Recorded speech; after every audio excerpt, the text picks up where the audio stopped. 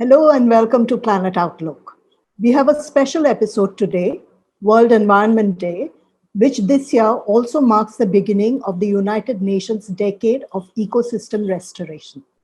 With the pandemic at large and the climate crisis wreaking havoc, what is next for responsible tourism? Are there replicable models that can lead the way to a more resilient and sustainable tourism structure?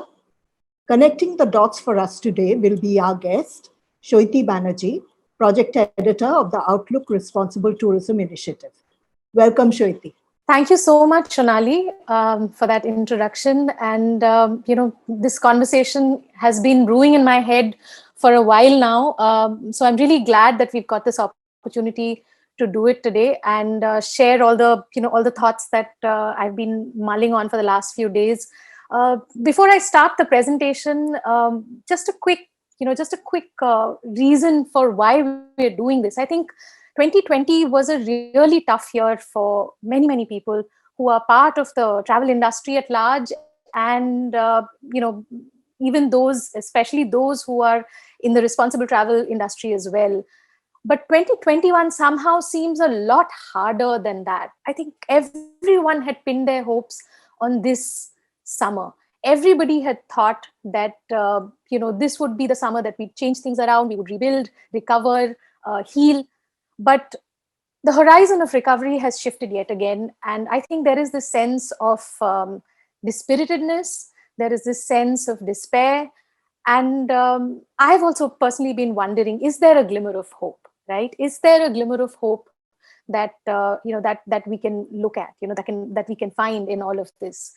And if there is that proverbial light at the end of the tunnel, how do we get through this tunnel? So, let's talk about a few ideas today and see where that takes us. Allow me a minute to show you the presentation.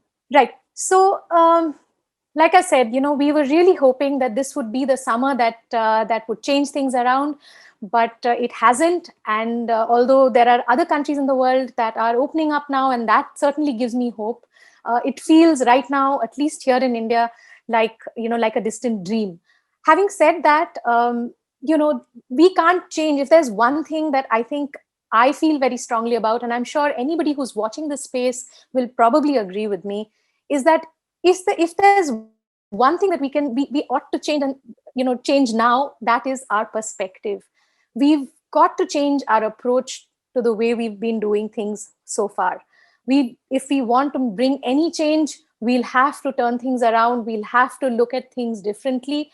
Even the data that we've been relying on for so many years, the growth in tourism, all of that data somehow I think will no longer be relevant. So we need to prepare for an absolutely new future. And, it depends on all of us. I mean, some of us look at the glass half full, some of us look at the glass as half empty, but I really want to see it as an opportunity to to carve new roads, to find new paths to success, to sharpen our imagination of responsible tourism and see if there is anything we can learn from some of the models that have survived and thrived in the past year. Why, before we do that though, I wanted to quickly address, the biggest elephant in the room, which is the climate crisis. And then, of course, the pandemic, which has been dominating headlines, dominating our lives, dominating the way we do businesses, and most importantly, dominating the way we travel. Primarily, I think today's conversation is about looking at these 7 absolutely fabulous, models of businesses, nonprofits, initiatives, which have not only survived in the past year, but added value back into the system.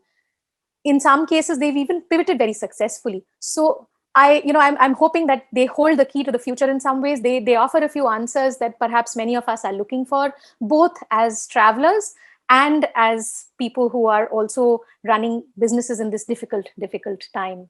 Before we do that, though, a quick minute to wish everybody a happy World Environment Day. Shonali's already wished all of you right at the beginning, and she's told us that the UN has declared it the decade of eco-restoration. And as all of us know, responsible tourism as a fraternity, as a community, has always been committed to the idea of fantastic examples across the country that so many of us know about already. I mean, there's Pradeep Krishan's work in Jodhpur, Nagaur, and several other places in Western India. There's this beautiful project actually that Pradeep Krishan and Vijay Dashmana, another naturalist, have been working on, which is not open to the public yet, but I'm really hoping that it opens up quickly. It's right at the edge of Jaipur. It's called Kishan Bagh, and it's a restored fossil dune, which is also just absolutely, it's just a massive area which is covered with vegetation from all over the Thar. It's like a little mini museum of of plants. It's very beautiful. Then of course we already know about the Malhotras at Sai Sanctuary. We know about Ahmed's work in Wayanad at Fringe Ford, about wilderness with Nirmal in it. Sejal Vora's work at Jabar Khet, Arun Gaur and the community at Devalsiri. And of course, there are so many other people who are also restoring the beaches, lest we forget. That's also an important part of eco-restoration. Today, however, later today during the presentation, I will talk about a really small effort, but what I think is a rather admirable effort in Nagaland. And it traces the journey of one woman. But more of that later. For now, let's return to the topic at hand. So the climate crisis, I'm not a climate scientist, but like everybody else, I've also been paying close attention to the newspapers. And if there's one thing that I think all of us have realized now, it is that things are rather urgent, and that it's not going to happen to somebody else. It's not going to happen years later. It's happening as we speak. It's happening in places like Kerala, which are much loved by tourists, where even scientists and researchers who are now changing their figures and saying floods might happen more often. We've just seen 2 cyclones on either side of the peninsula. So it's real, it's here, and we can't continue to ignore it. And of course, I mean, the fact remains that every single model globally has predicted that South Asia will be deeply impacted. And in South Asia, we're 1/4 of the world's population, so things will not be pretty.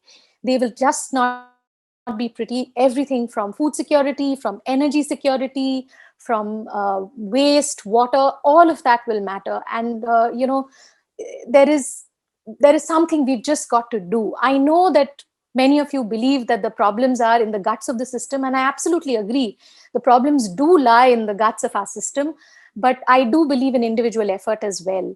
And I do think that if we do our bit, and if we are parts of these communities like the responsible travel community, and we bring in pressure, we create awareness, their mitigation is possible.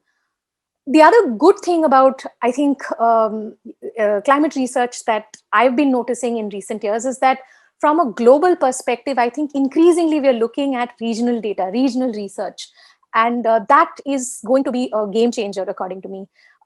We've just had our first regional assessment report last year. There are many more researchers and climate scientists working on hyper-local research right now.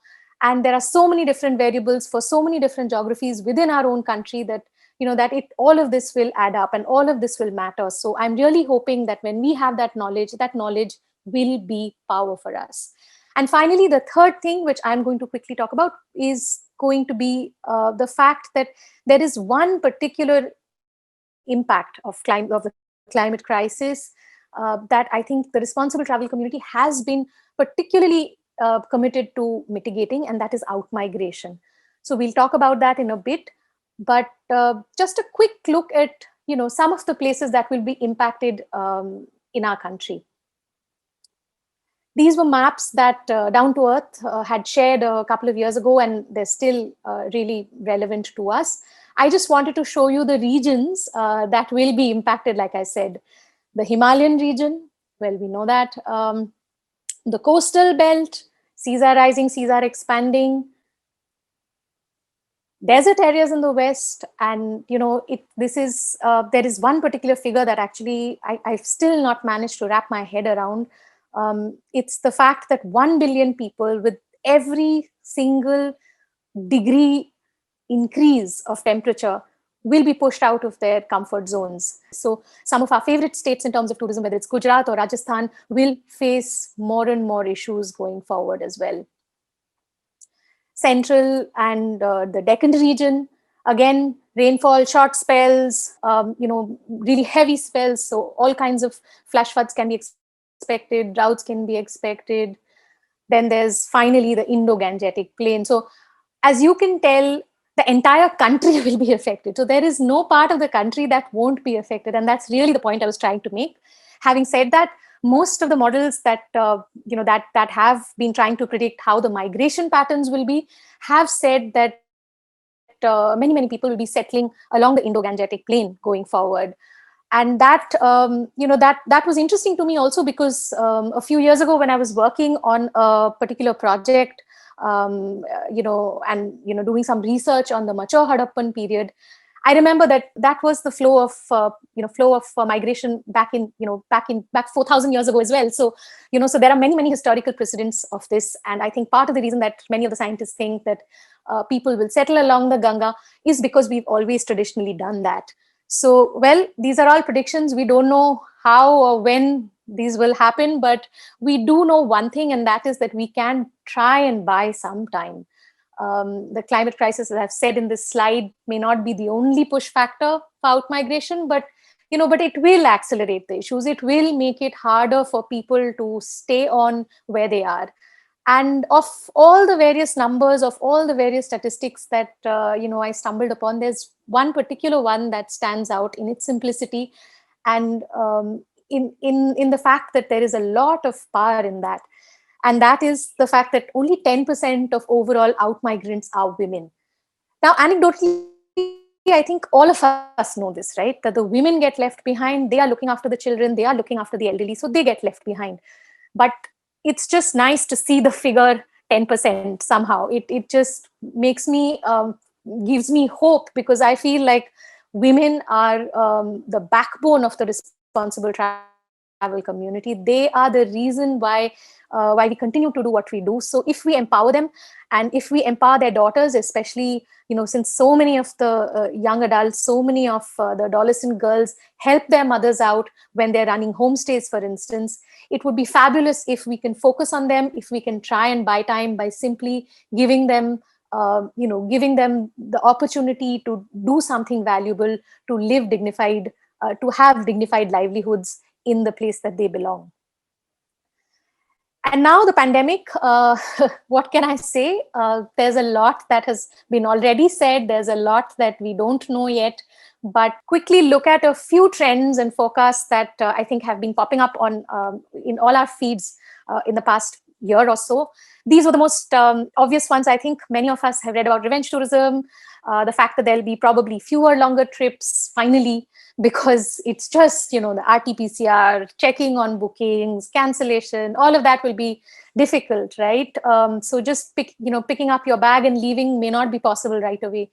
But of all these various trends, I think the one trend that stands out for me in this particular case is number 4, which is thirst for nature, thirst for open and safe spaces.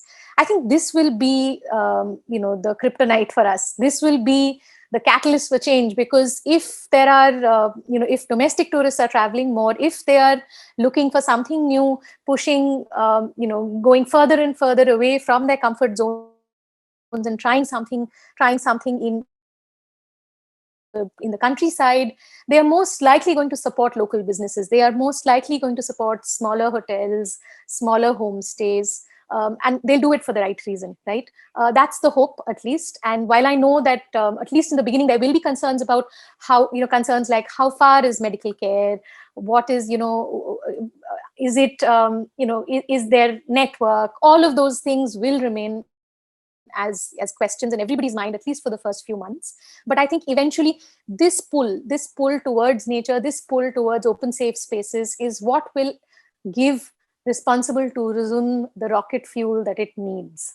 Well, I really hope that I'm right, but we'll have to wait and see. These are some figures, however, that I think back up some of the trends that we've already seen, that we've already talked about.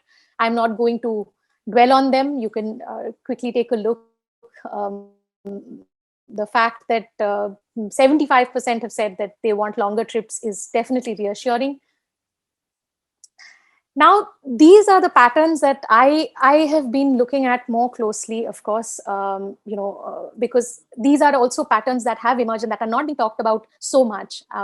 Of course, the first point is an obvious one. We've already talked about it: destination dispersal through domestic tourism, because domestic tourists have already seen the obvious, right? And a lot of people will still have fear of crowds, and they will want to see newer places where there are fewer people. And as soon as the communities are safe and everybody feels safe enough to allow travelers into those spaces, I think that will be, that will be fabulous. I think we'll definitely exponentially grow after that. The other point is that there's been visible loss of value. I don't know about you, but I've been talking to people across the country, reading in the newspapers that that that forest communities who were relying on an alternative source of income are again relying on the forest for subsistence, or the fact that poaching is on the rise in certain parts of the country. These are figures and facts that hopefully the policymakers are looking at. So they realize that if you pull the tourist out of the equation, there will be a cost to it. And if it is good tourism, you shouldn't be throwing the baby out with the bathwater. You need to look at the kind of tourism you're doing and what kind of impact it has in those areas and ensure that it continues, right? So I am really hoping that that will be a useful thing. The third point is that the door was shut, right? I think the door was shut really tight and really abruptly in our face. So suddenly I'm hoping that when the door is flung open, a lot of people from within the community will want to bounce back, will want to do better things, will want to get back on their feet. And that collective momentum, I can feel it already. I can see that people are standing at the starting line and itching to start running, right? So I'm really hoping that part of that, even if it is competition, it brings in discounts and so on. I think part of that will also be very, very useful to us in the long term. And the WTTC's social impact report last year, for instance, has anyway now made it evidently clear that tourism has far-reaching impact. It impacts social progress at multiple levels, and that globally in tourism 80% of the supply end of things is made up of SMEs. And I don't know what that number is for India. Frankly, I didn't find any data that I could trust, but I'm absolutely sure that it holds true for India as well to a large extent. So I'm really hoping the social entrepreneurs will take take us on a really, really wonderful and absolutely new journey going forward. Then these three as well. There is something's gone wonky with the fonts, but hey, we can definitely read it. I can tell you what I've said, which is the fact that panchayats have been very, very assertive during this period of the pandemic. They have kept travelers out, they have kept outsiders out when they felt that their communities were not safe. And I'm really hoping that that sense of self-assertion, that sense of confidence will be carried on and carried forward as we go along. And I'm absolutely sure that when they ask for their rights, they ask for what is due to them, it will come to them, and we will be forced to give it to them. So that's I think another really powerful thing that has been evidenced in the last year. Reverse migration has also happened, of course, within a certain social class, because the poorest of the poor still feel a very strong pull for the city. We know that, that's undeniable. But there are a lot of young people, a lot of people who were living away from families and working in the cities and so on, have gone back home and are now hoping to stay back there and build a life there. This was something that, I've been noticing personally in the Northeast for the last few years. But I think now this is happening across the country, where a lot of people want to be closer to their parents as they age, as such pandemics suddenly sort of take over our lives. They want to be there, and often travel is a beautiful way that they want to share, share their experience of home. So I'm hoping that is that is multiplied by many times across the country. um, Remote workspaces, I am not going to dwell on it, but we know that if there is internet in certain spaces, local communities can stand to benefit. The only thing to do is to ensure that they are safe and that their interests are kept in mind. This is just a quick look at some, at the numbers that, that this one particular report has highlighted. And I'm only wanting to look at it because, like I said, we need hope. And even if this seems like just another straw that we are clutching onto, I think it's an important straw. This winter, a lot of people went out and traveled. There is latent demand, and we can see it, and it was seen in absolute numbers. I know I have spoken to several brands. I can't name them because I've not taken their permission, but big, small, medium brands who have benefited this winter. And I'm really hoping that that's exactly what happens when gradually after vaccination, after more people get vaccinated, more people feel safe to travel, and they will want to get out of their houses. Finally, just a quick look at some of the other global trends. I'm not going to dwell on all of them because, because you've already probably heard of them, but processes are being eased, right? I mean, we're all reading about vaccine passports, of, home testing kits, of all kinds of new processes, technology-led processes, which will help us, help us get a grip on the situation, even when we gradually ease into tourism after enough people have been vaccinated, right? There is also a very important element here about the homecoming of global travelers. There are so many people who had graduated from trekking in the Himalayas to trekking in Patagonia, right, or Kilimanjaro. It's clear now that many of them will turn around and look at their own country again. They will want to have similar experiences in their own country, and I'm really hoping that happens, and they bring value as well to the responsible travel community. And larger businesses, all of them want to look good now. Some are actually putting in the hard work of putting in, of removing unsustainable systems, finding ways to retrofit their businesses in such a way that they are far more sustainable. But let's see. I mean, I've been hearing of, and I've heard it from people who are part of these large OTAs, even in India, who are setting up verticals for sustainability, verticals for sustainable experiences. Only time will tell how faithful they are to the idea of sustainability, but it's a step forward. I do think that this process will accelerate mainstreaming going forward.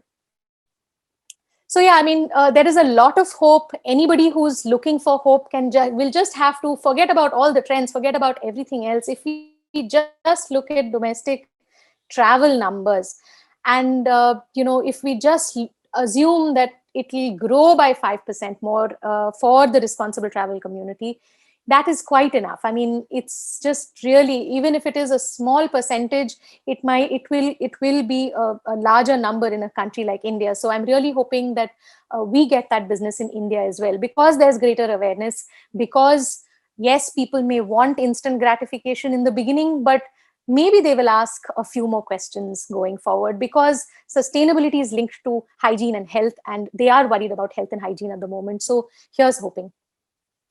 When will we recover? Well, the jury is out. Your guess is as good as mine. It could be this September, it could be next summer. We don't know, but we're really hoping that in parts of the country where winters are important, where the season begins post monsoon, those places start getting business, even if it is a little bit in September or October this year. And now finally, the tourism models that I've been harping about from the beginning of this conversation. I just wanted to highlight 7 structures, really. Please don't worry about all the various things that I've mentioned on the screen. I'll be taking you through each of them one after the other, and I've chosen an example for all of them, so that even though there are multiple examples of these fantastic, absolutely fabulous businesses, because not only are they replicable, inspiring, and clearly to some degree pandemic proof. They are also they've also put their weight behind ideas that matter to them, and these are the ideas I think that should be shared. These are the ideas that will help us create new experiences, help us create experiences that benefit everybody. So quickly, first off is Global Himalayan Expedition. Many of us know them as GHE. They've won a lot of awards, I mean, globally, from UN to WTCC and so on, but that's not the reason why I thought of them. I thought of them particularly because of their work in this past year. They have always been carbon efficient. I mean, they've been focused on creating carbon efficient itineraries, expeditions, homestays. But in the past year, they've ramped up their systems, ramped up their services across the 5 regions that they work in Ladakh, in the Northeast, in the Middle Indian, state of Madhya Pradesh, where they have been ramping up, their footprint. They've been ramping up their systems to put in all kinds of things, from providing green energy to solar water heaters to greenhouses and all of that, and of course creating is also like Astro Stays, where young girls and young boys who probably have elementary education have been taught how to read the skies, have been taught the basics of astronomy, and they are drawing in travelers to come and stay with them and spend an extra night or two just to stargaze. So, some of these ideas are absolutely fantastic, but the fact that they're focusing on carbon neutrality shows a lot of foresight and shows, I think, a lot of commitment to that idea. They're measuring it, they're trying to offset it. The other thing that they're focusing on very clearly is healthcare, along with tech and entrepreneurship. Healthcare, because they've been solar powering remote primary healthcare centers and providing them with critical care equipment to ensure that that the equipment runs. Equipment like baby warmers and so on need to have electricity, so they're just closing the loop on that one as well.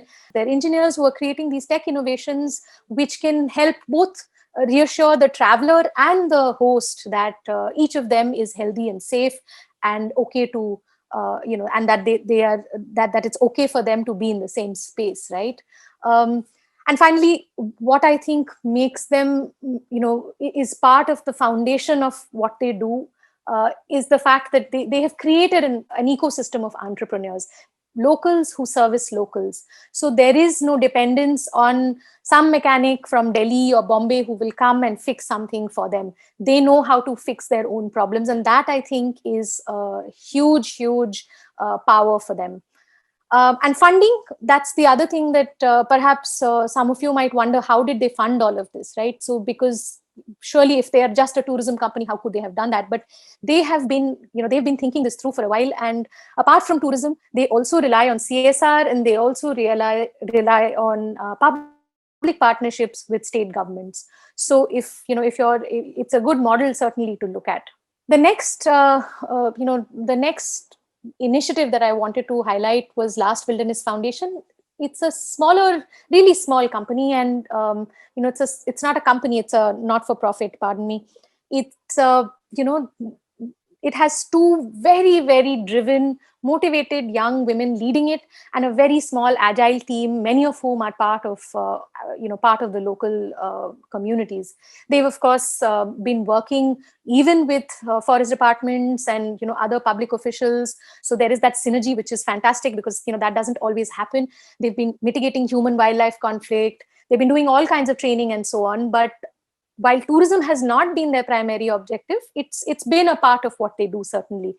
The reason, however, that I thought of them, I thought of them as a model that that we could look at, was because of the way they, because of two things actually. One is the way they've been focusing on education, and the other is how they've been raising funds. Well, as for education, they've been educating young children in nomadic communities which didn't have access to education for the longest time, or certainly not the kind of education that would take them very far.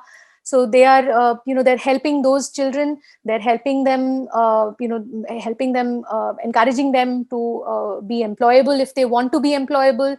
But at the same time, this year they've managed to do something that I think is absolutely remarkable, and which is that they've closed the loop. They've closed the loop by because these older children, these older kids who are almost on the verge of graduating this year, they've taken on the responsibility of educating the younger children in their communities. And in a couple of locations, they've started the schools on their own, and they have been drawing in children on a daily basis to teach them so that they don't loiter. They don't, they use their time, some of their time at least, to learn a few things. I think that is fantastic because it has automated the system. It shows you the power of empowering communities, of letting them take initiative and ownership of what already belongs to them. And as for funds, well, they were relying on a donor for several years until they had to switch to a model where they had to rely on multiple donors. And as anybody who has raised funds at any point in their life, they will know that that is one of the toughest things to do. So if you're trying to educate 16 children, which is what they did last year, full sponsorship of these 16 children, again this year they're doing another 16 children over and above the other kids who are already there. It is not easy, and hats off to them for doing that. And I think the only reason that they've been able to do that is because they're committed and because they have this small, agile team. The third example that I thought I would like to share with all of you is of the Konyak retreat. I mentioned them in passing right at the beginning when we were talking about the World Environment Day and eco-restoration, because Fijin Konyak, who is in this picture with her grandfather, who was one of the last headhunters of the Konyak tribe, is doing something really remarkable. Many of us might already know of her or know of the fact that she runs a farm stay in Shiong village in the Mon district. And many of us may have even heard of the beautiful book that she's put together using her own, she's bootstrapped, right? So all the money that she could get from her homestay, she's poured it into years and years of intensive research and then turned it into a beautiful book. And now she's doing another book for children as well. But that's not the reason I thought of her this time. I thought of her this time primarily because she's doing, I don't want to call it an experiment. She's really committed to it. So I don't want to call it, to sort of think of it as anything but a really, powerful effort for 4 long years of turning a part of her tea estate into coffee, because coffee supports forestry. And it also encourages, people in the local community who work with her and who live in that area to not practice traditional slash and burn, slash and burn, vegetation in those areas. Every 7 or 8 years, they remove all the trees from there, or they grow rice, or there is felling and felling for firewood and all of that. So she's trying to ensure that native trees of that region are brought back into the landscape, and that I think is fabulous. And I really want to congratulate her, because this is the first time in 4 years that her coffee plants have bloomed, and she's put in a lot of research, a lot of effort into it. So really hoping that this happens. So really, eco-restoration is not about hundreds and thousands of acres. It's not about large projects. It's also about individual initiatives like this one. So I just wanted to highlight that. Little Local, again, some of you might know of them. It's a small, very small outfit which actually continues to run a travel operation, although they cannot at the moment. But I think that they've done something really, really remarkable in this past year, which is why I wanted to talk about them. They were very clear from the beginning that until everybody feels safe in the communities, in the rural areas, they are not going to go back. Even if there is a demand from travelers to work from home, work from a remote area and stay there in the past year. So they chose not to do that. However, they were aware of the fact that not only would this impact their own income as a company, it would also impact the income of so many people who were part of their partnerships, right? So they decided that using the same ecosystem, using the same objective of providing direct income to the communities, of bridging the urban-rural gap, they will they will create something else. And they decided on an e-commerce platform for superfoods and crafts and other kinds of produce as well. But you might ask, you know, an e-commerce site is nothing new. There are so many people doing it. Why would you care? How will they survive? Well, all of those questions aside, I know that they must be thinking about all of those questions themselves, and I can see that they're already trying to provide a better user experience, trying to give, trying to connect each product with stories so that there's a link with travel, all of that. They're expanding the networks so that, later some of the places, some of the communities that are providing the products can also be included in, can also host travelers perhaps someday. They're doing all of that, but critically, they're doing two things which were really interesting. One was that they are ensuring that a significant amount of the revenues go back to the community. And they're also empowering the communities to be able to package them and ship them directly to the consumers. This, I think, is absolutely fabulous because they're creating these bridges, these links that will remain, pandemic or no pandemic. The other thing that they're also doing very interestingly is that while their travel company was bootstrapped, they have raised funding for their e-shop. So there was pressure on them to prove that they're scalable and to prove that they will grow by leaps and bounds as soon as they can, However, they have stuck to their guns and they have said that even if we are small, even if we don't grow at the scale that everybody wants us to grow at, we will remain, honest to what we do. And they've decided that that they'll create a long tail of partners. They will include 2,000 people as partners if they need to produce the same amount of produce that perhaps fewer people could have produced. So I think that is a very, very brave step, and it's not easy to get funding. So especially when you are when the conditions are conditions are such, market sentiments are low, and when when the entrepreneurs themselves are telling you that we want to do it at a certain scale and we want to do it at a certain pace. So kudos to them. The next example is of Tones Trails, which is also a travel company that operates in the Upper Tones Valley. And they also have a trust called Kalap Trust, which is a sister concern. The reason I thought of them this time is because of these apples. I mean, they're doing a lot, really. They've been doing a lot for a while. As we speak, they're already actually raising funds for a COVID care center in some of the Upper Tones Valley villages. Please look them up and see if you can contribute if you'd like to. But I am talking, they've done a lot of relief work. They've been handing out seed kits, doing all kinds of interesting work in the same geography. But the reason why I thought of them today was because they thought of a particular idea that went, well, for lack of a better word, went viral. But really, it was a powerful idea, and it just shows you that one idea, which is fantastic, can be powerful enough to reach out to many, many people. And they've also proved to some degree that social media, can be harnessed. The power of social media can be harnessed for good as well.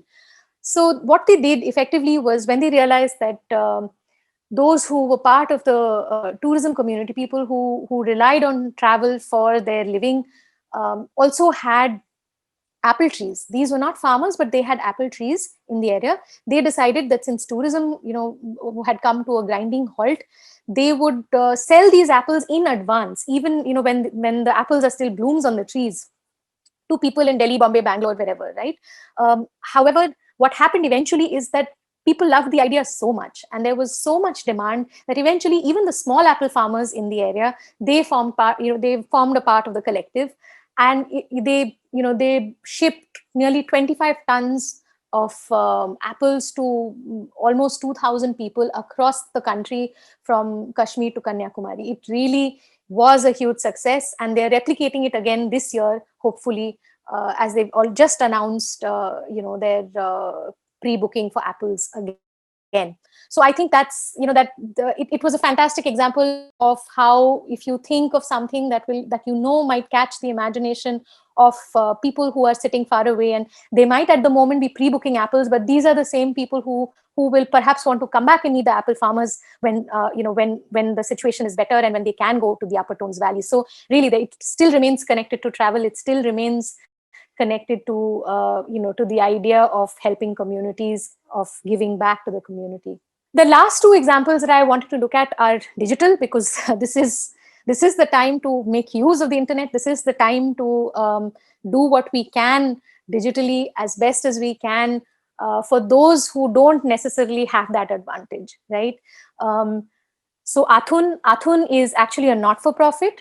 It is the not-for-profit arm of a for-profit organization called Rajasthan Studio, which has been which has been around for a couple of years, and they've been running these physical and virtual experiences and classes of traditional art in Rajasthan. But Athun in particular was a project that that was for folk musicians specifically, and for nobody else. So they realized that there were lots of these unsung artists, people who relied on tourism to flourish in Western Rajasthan, and in certain other parts of Rajasthan as well, that they didn't have any income and they needed support. And what Rajasthan Studio could do is create a platform for them separately, which they were bootstrapping, where where they would create the opportunity for a listener to listen to fabulous music by fabulous musicians and pay them right then and there, using GPay, using UPI, to create links which don't have middlemen. So again, that I thought was a fantastic idea. I know that it's a small footprint, it's a new idea, but it's some of these things can spark ideas in our head. It can tell us to do other things maybe, but and that's the reason that I thought I'll talk about them. Just one minor caveat, of course, is that part of the money that was being transferred, as it happened, was also being used by some of these people for liquor, which was not very nice, but which meant that their families were not getting any benefit. So they started also sending out kits, ration kits, to all the families of these folk musicians. But I am absolutely sure that these are minor hitches. These are things that I'm sure one can find solutions for. What matters is that they tried to create a direct link between listeners and musicians, and that they've managed to do that beautifully. And there is great accountability, there is greater awareness, there's really, this is something that I think they hope to carry forward, and I really hope they do, and I really hope there are others who are inspired by them. Finally, I just wanted to talk to you about this fantastic project, which I've been watching very closely because it's very, very close to my heart. It's called Voices of Rural India. It has reclaimed the space of communication for the rural communities.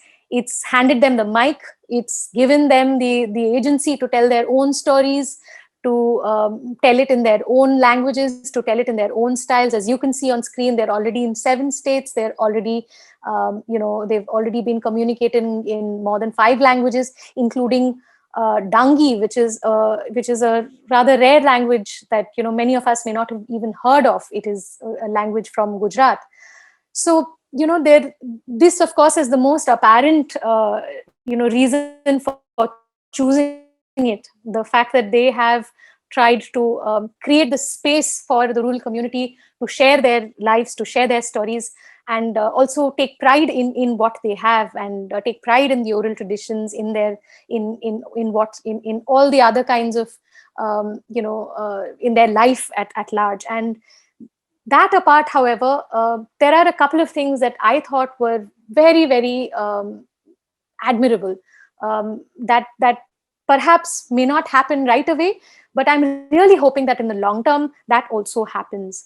One is the fact that they have managed to give these fantastic digital skills to to a whole host of people who are clearly very talented, who are very, very creative.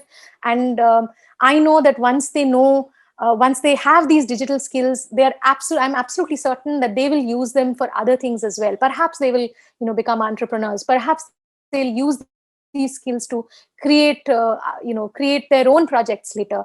I'm really hoping that that happens, that they have the encouragement and the incentive to do that.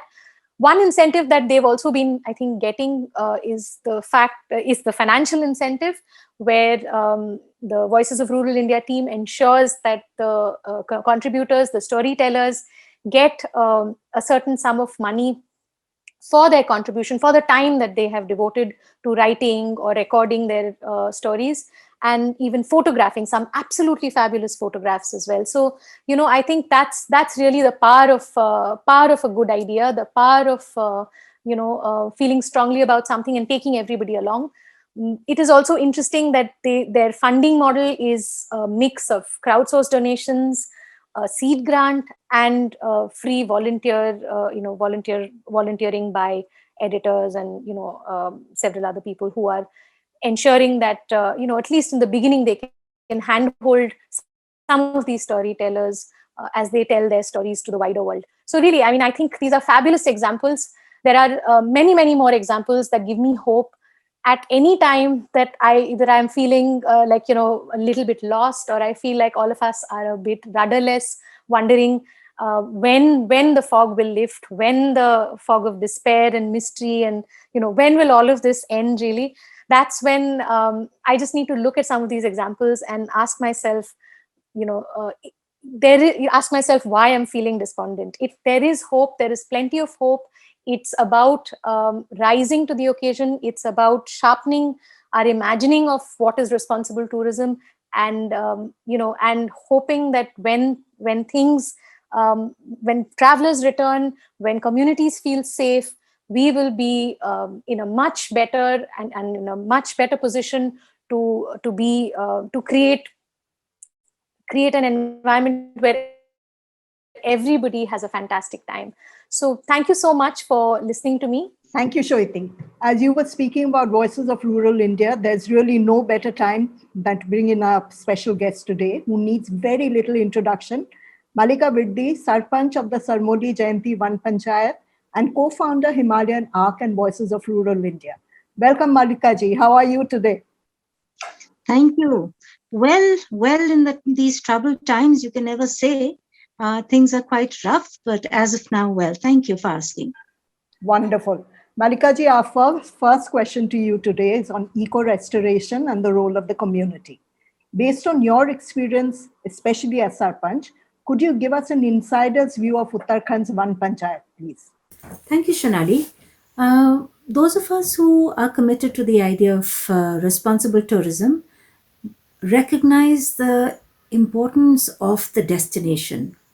And the destination is essentially the landscape in which we are embedded and run our businesses.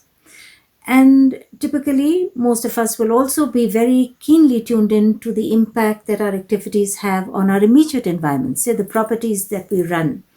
But of course, we know that it goes well beyond that, because we draw upon the resources from that landscape, for example, water, and then we also put in garbage and waste back into the landscape.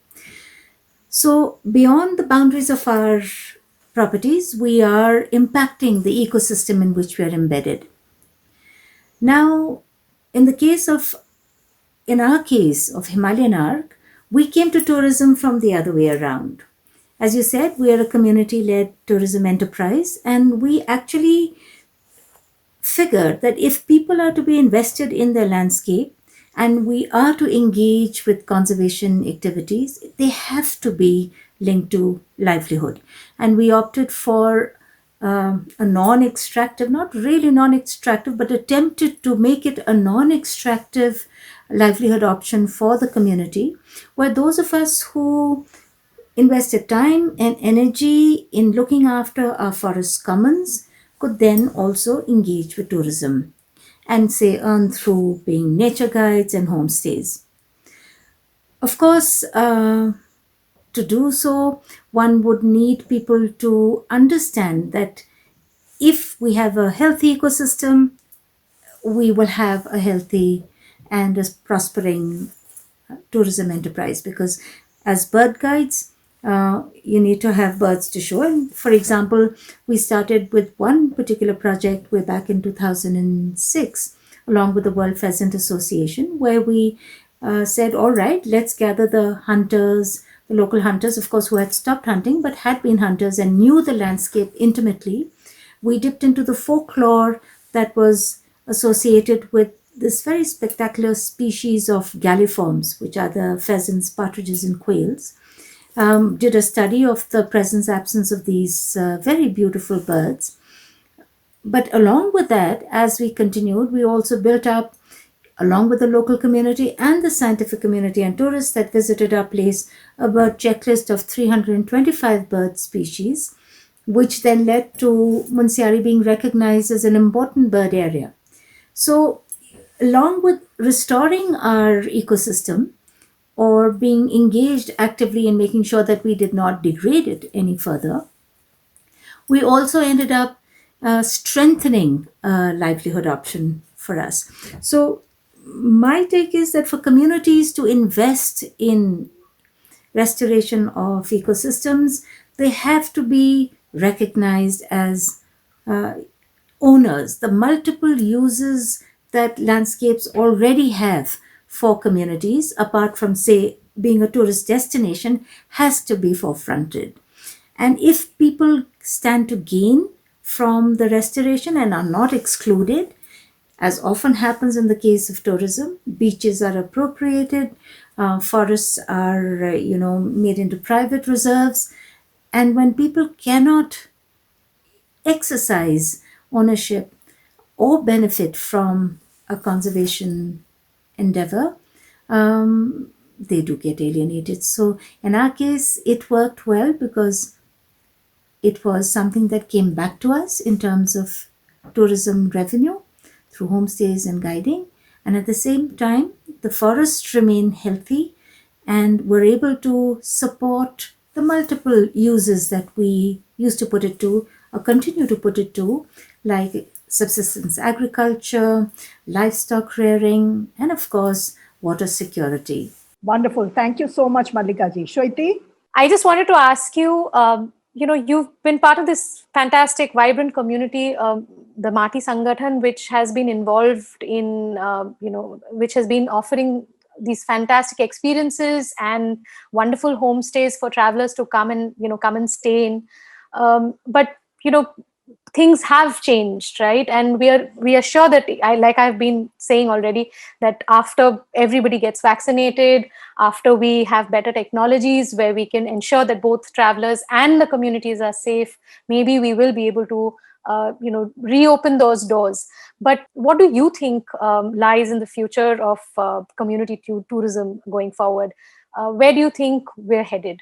Well, Shweti, I think the future of community-led tourism enterprises really depends on how we cast it. As long as we look at communities as either impediments in expanding tourism, because a lot of them will resist a takeover of their resources or their landscape, or if we look at them as beneficiaries of the projects that we bring in, or at best even managers, I think the future remains a little limited. For me, it's critical that communities be recognized as partners for whatever business that comes in. If you partner with communities as owners of the landscape they live in, the investment will be deeper. And I think then it holds a future for us. You see, what happens is in communities too now, it's a romantic notion to talk about community-led tourism as though it's one single entity, but we have stratified societies, and now very much so in communities as well, there is this desire to make good personally. We have predicated our endeavor on a collaborative effort where we've pooled together our, in some ways, limited resources. Say homestays, we have 18 homestays in one particular village. So 18 homestays means as a community, you host them together and therefore have a much larger space to offer. So 18 communities means at any given time you can host 50 people. You form a safety net for each other. You also invest in the landscape because it is commonly held. and the concern is not just within the boundaries of your particular property.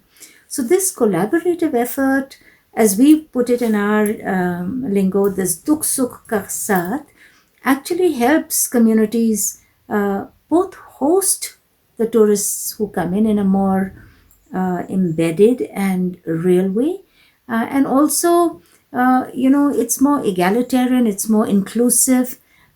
Issues of social justice, economic justice can also be addressed because you're doing it together as an entity. To be successful, we will have to recognize the central role of communities. I do hope that we are moving in that direction progressively, because there are many more enterprises that reach out even to a small community like us and bring to the table this sort of philosophy. That's where I see hope. Thank you, Malika ji. It's always a pleasure having you with us and hear your perspective. Thank you, Shruti, for the wonderful insights and information. And we hope the 7 examples indeed shine a light on what's next for responsible tourism. Thank you, viewers, for joining us for this edition of Planet Outlook. Stay healthy and stay safe. Thank you.